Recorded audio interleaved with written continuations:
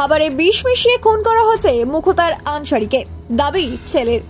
অমর আনসারীর বিস্ফোরক অভিযোগ, কারাগারের মধ্যেই খাবারে বিষ মিশিয়ে খুন করা হয়েছে বাবাকে। এই মাসে বাবার দেহ ময়নাতদন্তের দাবি জানিয়েছেন ওমর।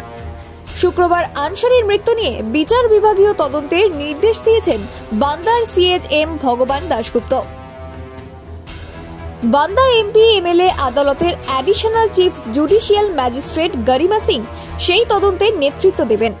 1 মাসের মধ্যে তাকে রিপোর্ট জমা দেওয়ার নির্দেশ দিয়েছে আদালত। 2005 সাল থেকেই জেলবন্দী মুখতার আনসারী 60টিরও বেশি ফৌজদারি মামলায় বিচারাধীন ছিলেন। বৃহস্পতিবার সন্ধ্যায় উত্তরপ্রদেশের বান্দা জেলে আচমকাই বুকে ব্যথা অনুভব করেন এই রাজনীতিবিদ। এক নাগাড়ে বমি শুরু হয়। সংজ্ঞাহীন অবস্থায় তাকে নিয়ে আসা হয় রানী দুর্গাবতী মেডিকেল কলেজ হাসপাতালে। 9 জন চিকিৎসকের একটি মেডিকেল টিম প্রাণপণ চেষ্টা করা সত্ত্বেও আনসারীকে বাঁচাতে পারেনি।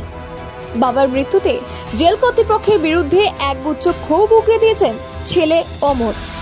শুক্রবার তিনি বলেন, বাবার খাবারের সঙ্গে বিষ মেশানো হয়েছিল, তাকে উপযুক্ত চিকিৎসাটুকু দেওয়া হয়নি। এটা স্বাভাবিক মৃত্যু নয়, হত্যা করা হয়েছে তাকে। ওমর বলেন, গত 19শে মার্চ জেলে বাবার খাবারে বিষ মিশিয়ে দেওয়া হয়েছিল।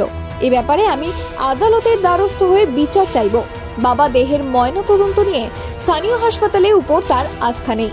এই মাসে ময়নাতদন্তের আবেদন জানিয়েছে বলে বান্দা জেলা কর্তৃপক্ষকে চিঠি দিয়েছেন অমর। 2018 সাল থেকে জেলে মুখতার 4 সহযোগীকে হত্যা করা হয়েছে।